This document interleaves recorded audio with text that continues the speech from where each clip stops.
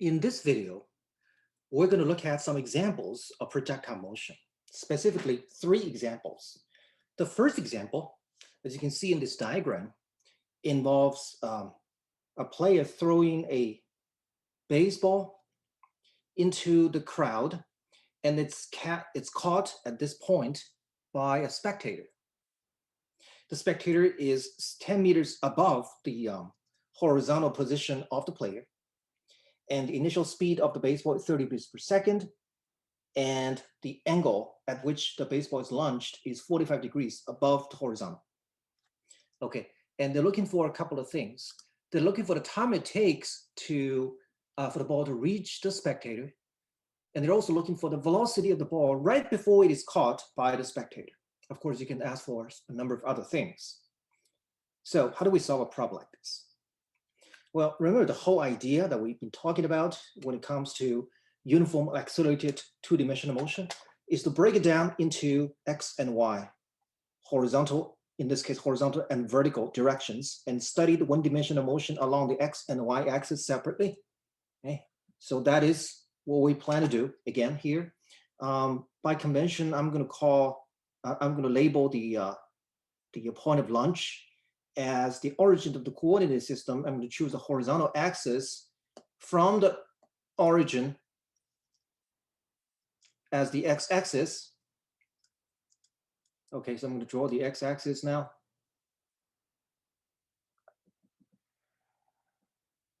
X-axis. And I'm going to draw a vertical axis directly upward.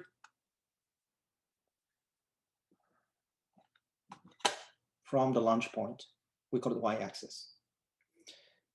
Okay, now the ball is caught when it is at 10 meters above the launch point, which means y equals 10 meters. Okay, we're looking for the information at the launch point, that is, for example, the time it takes to get there, and the velocity right before it's caught, and so on. What do we know about, what can we extract from the information that the spectator has caught the ball when she's at 10 meters above the launch point? That is, what can you get from y equal to 10 meters? Well, again, everything you want to know about projectile motion can be found from these equations that I wrote earlier for both the x, y direction. Let me remind you of these equations.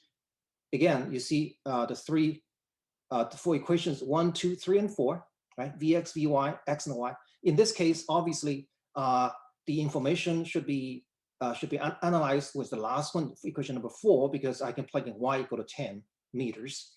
If you plug into this equation, then clearly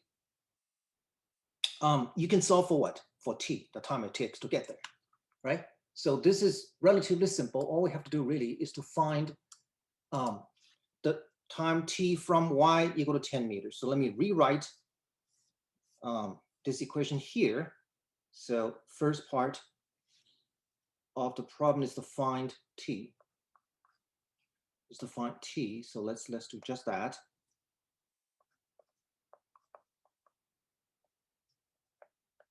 Set y equal to 10 meters. That's what they want.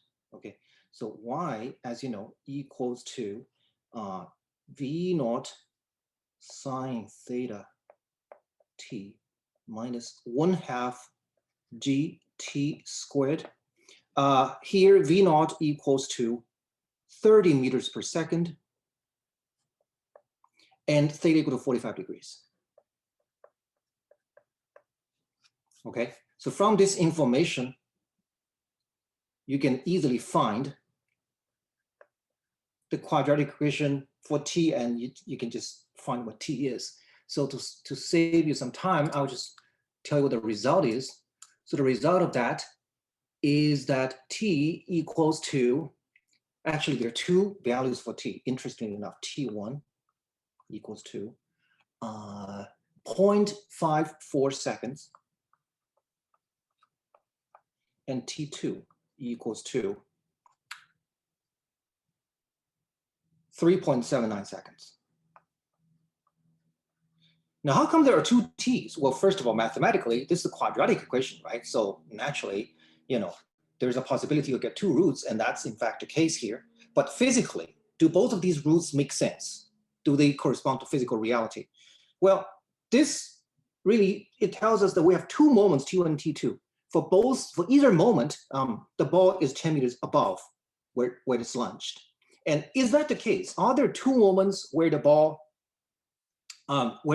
is at 10 meters above? It turns out, yeah, the answer is yes, because, you know, the ball goes up and then goes down, right? If you draw a line like this, horizontal line like this, this is where it's caught. That's a later time. And this is where it's launched. Okay, this is where it's launched. So it is possible to have two values, T1 right here and T2 right there. So, you know, it's not surprising that we have two results. The question is, which one do we use here? Okay, that's an interesting question to think about. Now, the problem doesn't tell you which of these two T's, T1 or T2, you should be considering, but you can see from this diagram provided, at T1, the ball is on its way up. And on T2, the ball is on its way down, right? T1, let me draw the direction of the velocity vector at T1. It's on its way up, and T2 is on its way down. And from this diagram, you see, we should consider the case when the ball is already on its way down, because that's what the drawing tells us. So therefore, we should ignore T1, the shorter time, and focus on T2, right? So that tells us that T2 is what you're looking for. That's the time it takes for the ball to reach the spectator on its way down. All right. Now, secondly, let's find the velocity of the ball right before it's caught by the spectator. Looking for V final. V final has two components, Vx final I and Vy final J. Okay, now the X component, does it ever change? It never changes, right? It never changes. And how much is that equal to? It's just initial value because there's no acceleration. So I have Vx final equals to V initial final. It's the same thing. V initial x, that is V initial x. Sorry, let me rewrite it. Vx initial, okay? And that is V naught times what? Cosine theta, right? V naught is 30 meters per second, cosine theta is cosine 45 degrees, and the answer is 21.2 meters per second. So that's V initial, Vx final. But Vy final, the y component, what is that equal to? Well, to that, we have to use the formula, see how Vy changes. Is Vy initial plus Ayt, Ay is negative g, right? So I can write that down now. Vy initial is V naught times sine theta. And Ay is negative g, so it's minus gt here. And this t is T1, actually not T1, T2, okay, T2. Because again, T1 is when it first reaches 10 meters on its way up. T2 is when it reaches, again, 10 meters above the baseline on its way down, and that's the one we should be looking for. So plug in T2 equal to 3.79 seconds, and then you do the algebra, you'll find the answer to be negative 15.9 meters, negative 15.9 meters. In fact, if you plug in T1, you're going to get a positive Vy because it's still on its way up, but that's not what we're looking for. From the diagram, we know it's on its way down, okay? So now we find V final. So what's V final? It is equal to, you combine them, 21.2 I minus 15.9 J, and then overall, the unit is meters per second. Okay, and you can even, you know, this is one way to express V final. You can also express an alternatively form it as its magnitude and its direction. So magnitude of V final, that would be equal to Vx final squared plus Vy final squared. That's Pythagorean theorem. And if you plug in Vx and Vy, already saw above, the answer is 26.5 meters per second. You can verify that. And the angle it makes with the horizontal, okay, the angle made by this red vector here, with the horizontal, here's the horizontal. I'm looking for this angle. Let's give it a name. Let's call this angle alpha here, alpha. So let me use a different color to distinguish that angle. We call it alpha. Between the horizontal and the final V. Here is V final. This is V final, okay? How do you find that? Well, V final has two components, Vy final and Vx final. If you take Vy final over Vx final, don't you get tangent alpha, right? So tangent alpha equals Vy final over Vx final. And we know what Vy final is, Vx final. And then you can find alpha as arctangent Vy final over Vx final. And I'll spare you the numerical calculation until the result is, and the result is 53.1 degrees negative.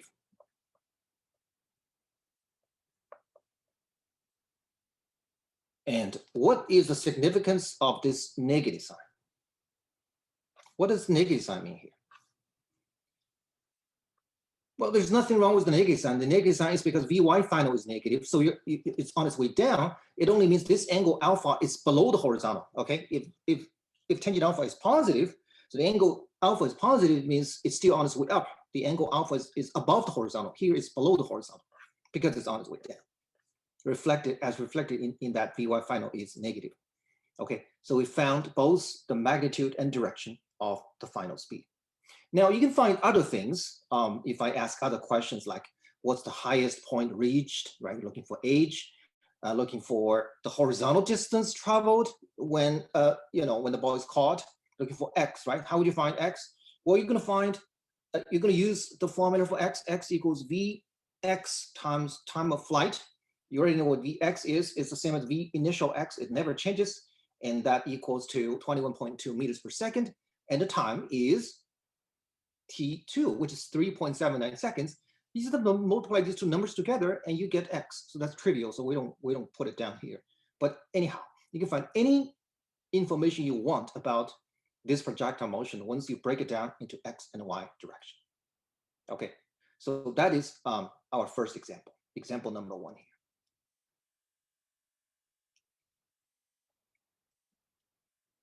Okay.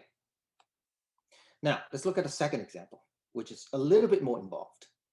This second example is you have a ski jumper, okay, jumps down a slope, and let's, for simplicity, assume the slope is a straight line, and it starts out from here. It starts out from here at this point, and that's where the skier takes off. So he takes off at an angle theta above the horizontal with initial speed v, or v naught. Why don't we just call it v naught? And then the thing is going, then his body will follow a projectile, assuming negligible air resistance. So he's going to land somewhere here. Okay, now here's the thing. If you were that ski jumper, if you have any control over the launch angle theta, then knowing that the slope makes an angle phi from the horizontal, this angle phi, then question is, can you optimize the value of the launch angle theta so that you can land as far down the slope as possible? You want to maximize the range R, so the landing point is as far from the initial point as possible. Okay, so that's the question. Some of us might immediately jump to the conclusion and say 45 degrees.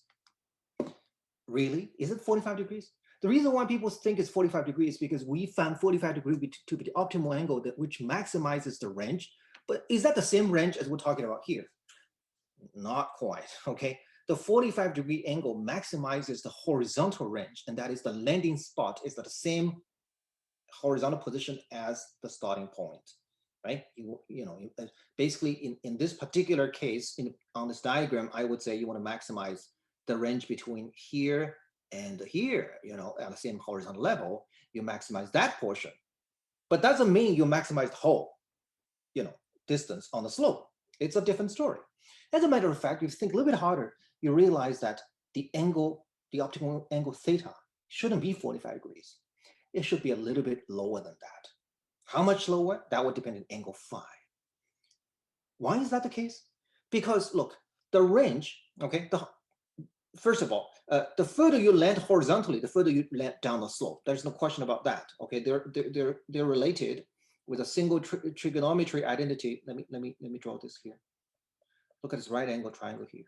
This distance we call it x1. Okay, so this special point, this distance is x1, and the vertical downward movement has a displacement of y1. Y1 is negative if you choose y direction to be upwards, so y1 is negative, but this doesn't matter. The point is, if you want to maximize the range r along the slope, you must maximize x1, because x1 over r equals cosine phi, which is fixed. Okay, so when I double x1, I also double r. So it's just a matter of maximizing x1, the horizontal range. Okay, you're not maximizing only the distance between this point and that point. You're maximizing the whole x1 at the bottom. How do you maximize x1? Well, you have to find what x1 equals to. X1 equals to what? V naught x times the time of flight t. Isn't that true? The time of flight. Okay.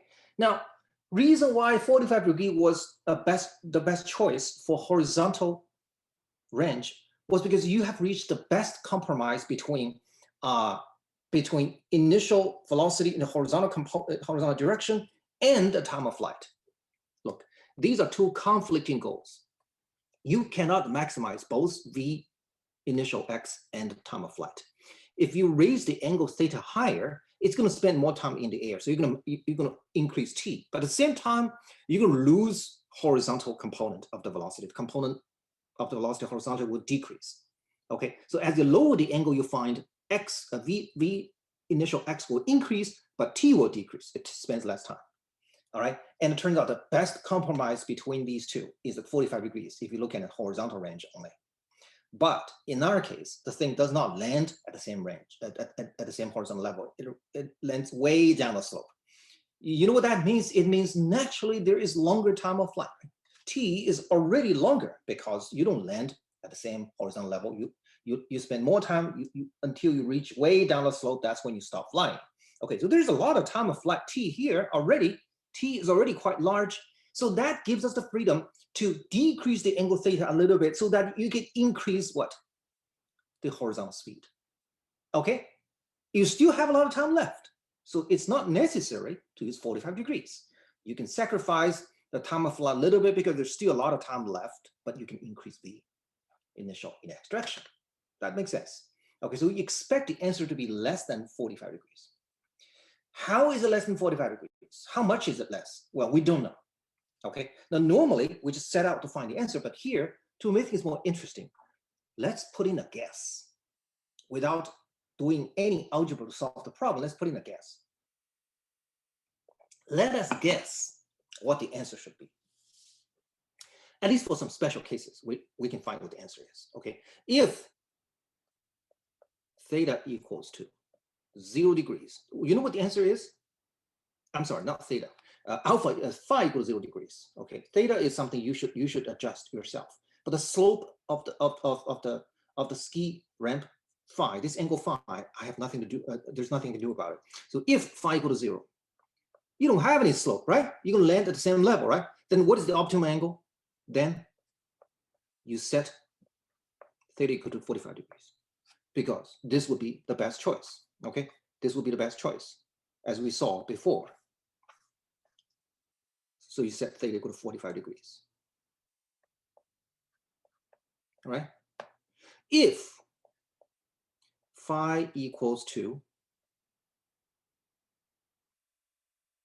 90 degrees, now what?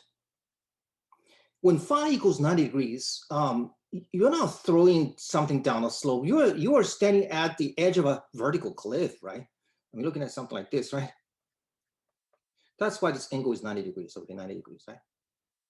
Now you want to throw something to make it as far away. What did I do? What did I just do? Hold on, just one sec.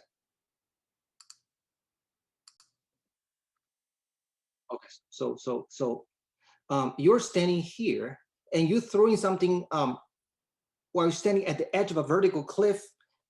This thing is going to land somewhere on the cliff, but would it ever land on the cliff in this case? No, because it's vertical, okay? As long as you give it a horizontal velocity, this thing's going to fly forever. So the time of flight t is going to be infinity. Look, when t is infinity here, do you still need to maximize it? Do you still need to increase it? No. All you have to do is to increase v initial x, right? That's the only job left, right? So therefore, what's the best angle to launch? 0 degrees. You maximize v initial x because t is already infinity. So you got to set theta equal to what? 0 degrees. Okay. And you can also look at the case when phi is negative 90 degrees. You know what I mean? Right now, the slope, you're landing below the horizontal. That's when you consider theta phi to be positive. When phi is negative 90 degrees, that means you are not facing, you're not standing on the top of a cliff. Rather, you are standing at the base of a skyscraper. Okay. So, you can figure out what happens. I'm going to leave that in the exercise for you. But at least for these two special cases, I know what the answer should be, right? I'm going to find the actual expression for theta as a function of phi, the optimal angle theta. But if I did my job correctly, then when I plug in phi equal to 0 degrees or phi equal to 90 degrees, I'm supposed to recover these two answers because otherwise it wouldn't make any sense. Okay. Now, with that, let's set out to find what the result is. Again, you're gonna find, you're gonna set up an x, y direction, and you're gonna find what happens in the x direction, what happens in the y direction. It's always the standard protocol now. So I'm gonna set up a coordinate system as usual. Okay. I mean, you don't have to, but that's what we usually do. We call the launch point the origin, and I'm gonna call this the x-axis. In upper direction, I'm gonna call it the y-axis. Okay, so as usual. Now, in the x direction, I can find x as a function of time. In the y direction, I can find y as a function of time. But the thing is, the time of flight is not important here. What's important is that when it lands at this particular spot with a coordinate of x1 and y1, my job is to vary theta to optimize so that x1 is maximized. Or similarly, we can say y1 is maximized. Okay. So what's so special about this landing spot? I don't care about time of flight, but I do know this landing spot is on the flight path, right? It's on this parabola, right? It's on this parabola. At the same time, it is also on the slope, on the ski slope. So therefore, it's also on that straight line.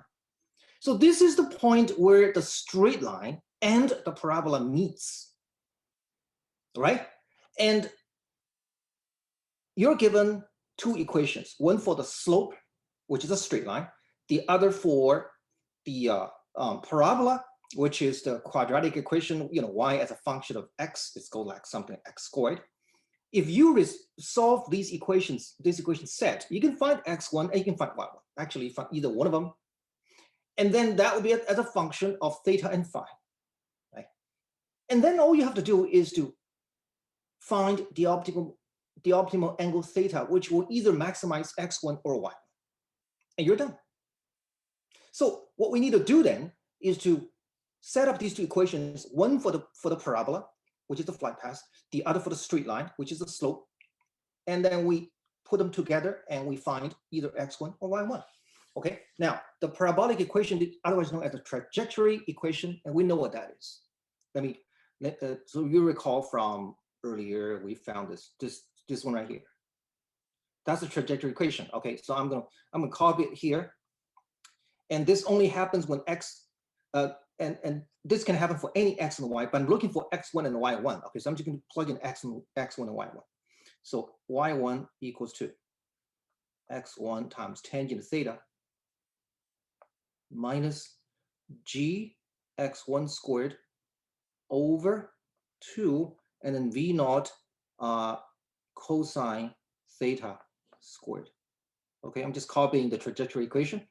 So x1, y1 must satisfy this because it's on the parabola, but it's also on the straight line of the slope.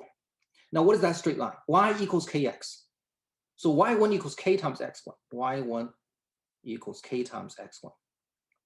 What's that k equal to? The slope is rise over run. Rise is y1, run, I'm sorry, rise is y1, run is x1. In fact, you take a look at y1 over x1.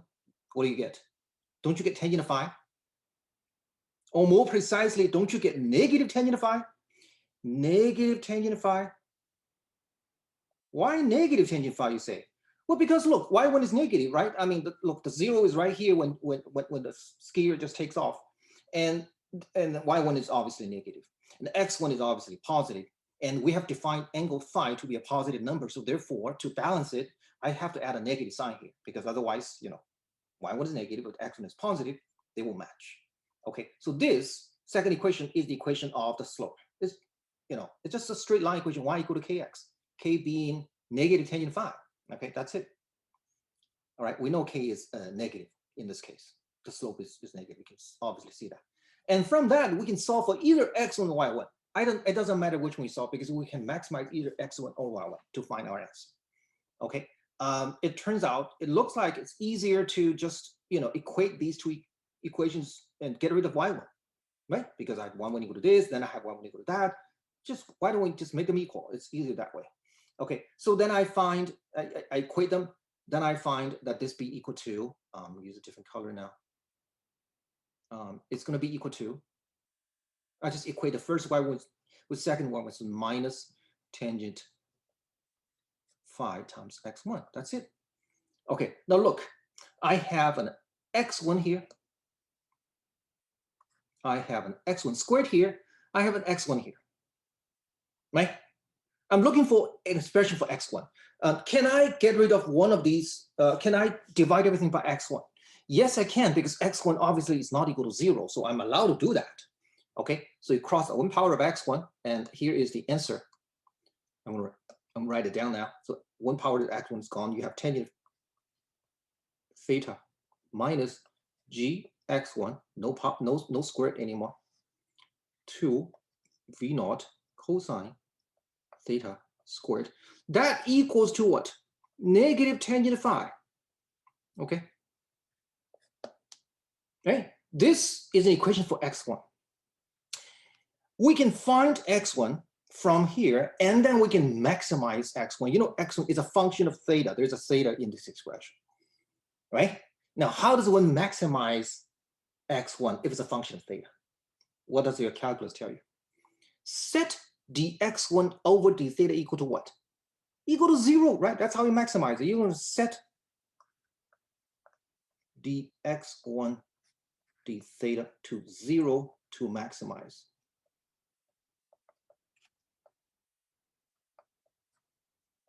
x1 as a function of theta. Okay, now you can solve for x1, it's easy enough to do, but it's not necessary. We can just take a derivative with respect to theta for every term in this equation. It does the same thing. But before we do that, let's clean things up a little bit. I don't like it that there's a cosine squared theta in the denominator. You know how messy it is when you take a derivative of something in a denominator, right? So why don't we multiply every term by cosine theta squared, every term of the equation above by cosine theta squared, so I don't have to deal with any variable in the denominator anymore. So the first term become tangent theta times cosine theta squared, right? We multiply everything by cosine theta squared. But tangent is sine over cosine. So sine over cosine times another cosine squared, what do you get? You get sine times cosine. So the first term becomes sine times cosine, okay? Hold on.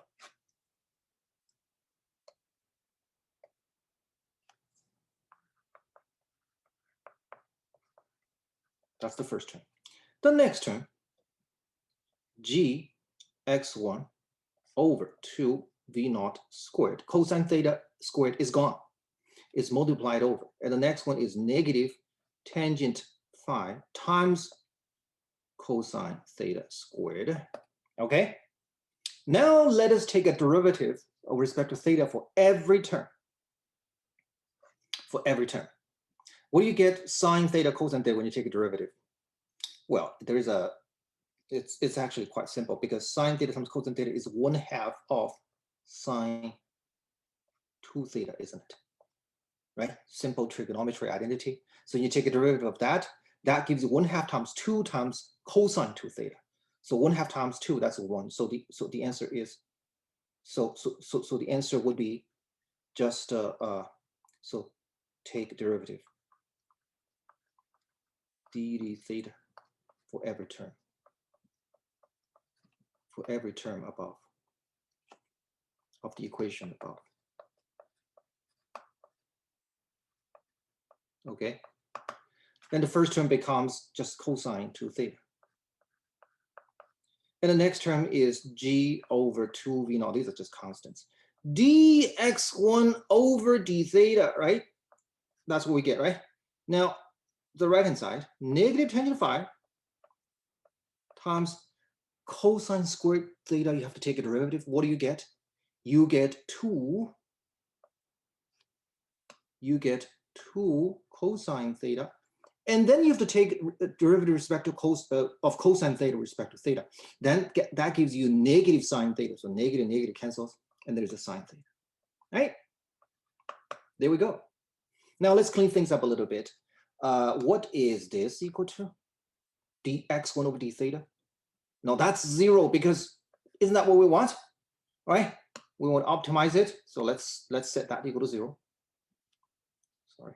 So that term is gone, okay? That second term on the left-hand side is 0. That's gone. So what do we have left? Well, here we have cosine of 2 theta. The next one is tangent phi times 2 sine cosine. Isn't that sine of 2 theta? Again. And then tangent phi. Okay? Now, I'm going to move that cosine, I'm going to move that sine down to the other side. Then I get cosine 2 theta over sine 2 theta. Isn't that cotangent of 2 theta? Right? And that equals tangent of theta, tangent of phi. But cotangent of 2 theta is tangent of 90 degrees minus 2 theta. Right? So you have a tangent here. You have a tangent here, and you have a tangent there. See that? They're both tangents, so the arguments must be equal to each other. What are the arguments? Well, on the one side, you have phi. The other side, you have 90 degrees minus 2 theta. So let me highlight that. So here's phi. Here's 90 degrees minus 2 theta. These must be equal. So now I realize that phi equals to 90 degrees minus 2 theta. And therefore, the optimal angle is theta equals to 45 degrees minus phi over 2. Wow. You can see here, isn't that less than 45 degrees, as I suspected, right? We suspect it's going to be less than 45 degrees, right? Less than 45 degrees. We don't need 45 degrees. We can lower it a little bit. We can maximize, we can increase the horizontal forward speed because the time of flight is already pretty long. And you can, moreover, you can also show what happens when phi equals 0 degrees. Look, when phi equals 0 degrees, theta equals 45 degrees, as expected. And more interestingly, what happens when phi equals 90 degrees? Yeah? Phi equals 90 degrees, then 45 degrees minus 90 degrees over 2 is 45 degrees minus 45 degrees, that's 0 degrees. So it says, according to this formula, when the angle of the slope is 90 degrees, so it's actually a vertical cliff. The best angle to launch at is 0 degrees. And it's exactly what we suspected here. Look, if phi equals 90 degrees, then you want set theta equals 0. See? So our calculation agrees with our physical intuition at the specific angles. Okay, you can also see what happens when you set phi equal to negative 90 degrees. Again, that is no longer a cliff, rather it's a vertical wall, and you're standing at the base of the wall, try to throw a ball at it and see how far you can climb on the wall. You can see clearly what the physics tells you, what the angle should be, theta, and what the math tells you from our result. Okay, so this is our second sample problem.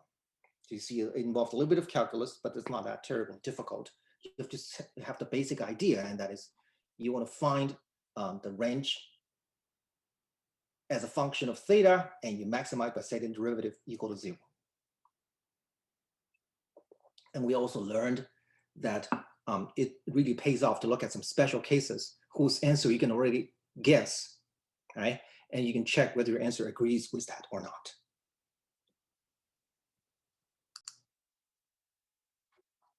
The third and the last example I wish to talk about has to do with how to turn a projectile into a satellite. Sounds like a fancy topic, but I have to make some approximation here. I'm going to assume that there's no air friction. Okay, and I'm also going to assume that the projectile is launched very close to the surface of the Earth. So imagine this, look at this diagram here. You have a projectile launched from a high tower. Actually, the height is being exaggerated. It should be very close to the surface of the Earth. We all know that the faster you launch the projectile, that is the greater V initial or V naught, the further it's going to land away from the tower. Now, question is, can you launch with a certain speed so great that the projectile is no longer going to come back to the Earth, rather it's going to follow the curvature of the Earth and move around like a satellite? Okay, now this would not be possible if the Earth were flat, because if the Earth were flat, no matter how far the thing moves forward, eventually it's going to be pulled to the surface of the Earth. On the other hand, the Earth actually is curved. So as the projectile is being pulled towards the Earth in a curve, that's what I'm going to draw now, like this. The Earth itself has already curved as well. Okay, so just have to make sure that the curvature of the Earth matches how far the projectile moves downwards from the initial straight line. Then, if the Earth goes, curves around downwards by 10 meters, and the projectile also goes downwards by 10 meters due to gravitational pull, then the distance it is situated above the surface of the Earth will remain the same, so which means it's never going to fall. Okay, so what I'm going to do is this. Look at the diagram on the right. So what I'm going to do is I am going to try to figure out h, and that is the distance the Earth curves downwards due to its natural curve. Okay, suppose I launch a projectile from point A, tangential to the surface of the Earth. If there were no gravity, it's going to land at point B. It's going to move towards point B at a time later. Now, the direction of V naught is going to be perpendicular to the local radius r of the Earth, which is this radius. Okay, and at point B, the Earth curves downwards by distance h, and what I'm going to do is I'm going to draw a tangent of the Earth at this point here. That's the green line, starting from this point towards that point here, this green line connecting the two. Now, you can see I have formed two right-angled triangles that are identical. One is this one, the other is that one, right? They clearly are identical, which means this green line here is the bisector, which means this green line has cut the curve between A and this point C in one half, right? It bisects the arc between A and C. Now, remember, H is much, much shorter than the radius of the Earth. AB is also much, much shorter than the radius of the Earth. So these angles I'm talking about here, this angle theta, for example, extremely small. Okay, that means the straight line AB, the intended straight line AB, and the arc length AC on the surface of the Earth, they're almost equal to each other. So if this green line bisects the arc between A and C, it pretty much also bisects the line between A and B, which means if you extend this green line here, if you extend it, it's going to cut AB roughly in one half. Now let's call the distance between A and B is x, okay? And then if I call this point D here, then DB is half of x, right? DB is half of x. Let me write that down.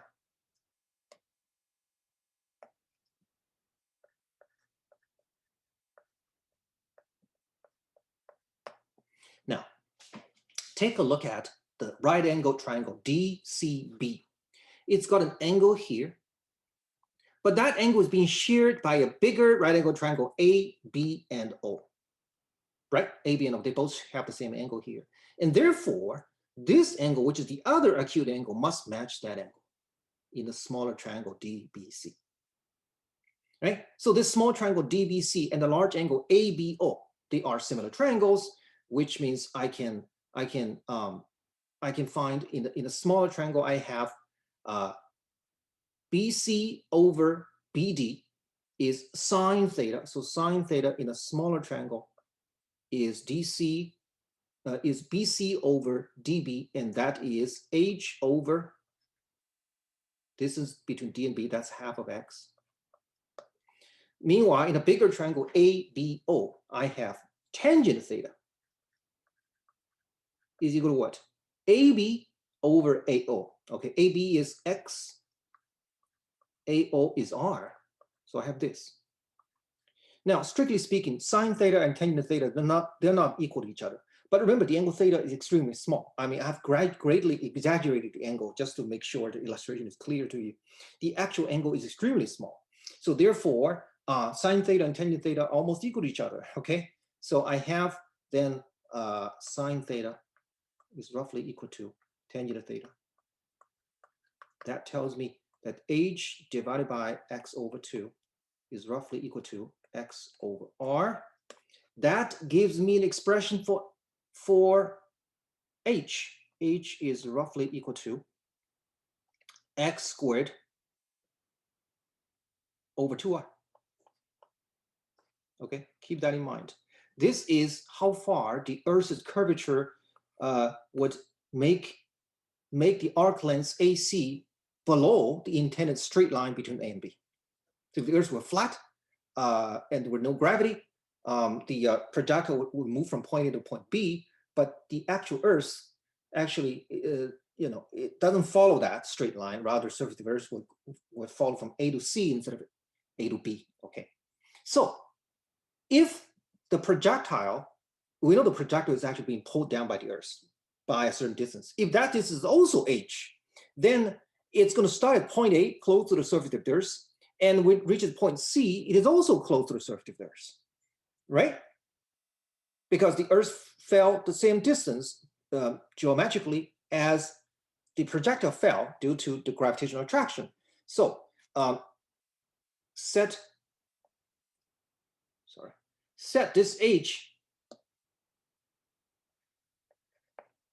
to be equal to 1/2 gt squared.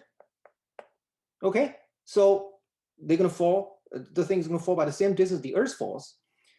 So set them equal. Now we know, on the other hand, X is how far the thing moves horizontally. That equals V naught times T, isn't it, right? So X equals V naught T.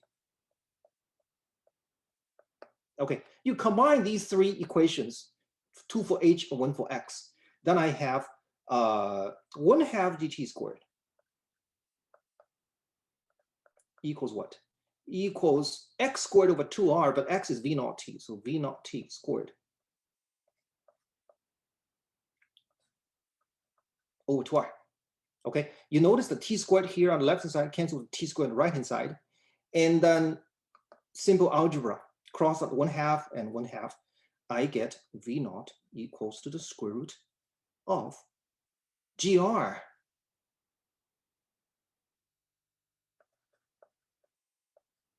Wow. So this is the speed needed for projectile to never return to surface of the Earth, because to follow the curvature of the Earth, it moves in this big circle like this, along with the curvature of the Earth. Okay, this is the speed required. And how much is the speed? Well, we know the radius of the Earth, we know the acceleration, gravity, so we can do a numerical calculation, and let's find out. 9.8 meters per second times R in meters, that's 6,400 kilometers, or 6.4 times 10 to the 6 meters. And if you do the algebra, you'll find the answer is 7,900 meters per second. Wow. It's almost 8,000 meters per second or 5 miles per second, not per hour. So the thing, if you kick a ball at a speed of 5 miles per second, if you have that kind of strength, assuming there's no air friction, guess what? This ball will never return to the Earth anymore. It just goes around and around the Earth as a satellite. Isn't that interesting? We'll recover the same result when we study circular motion and later in the chapter for universal gravitation.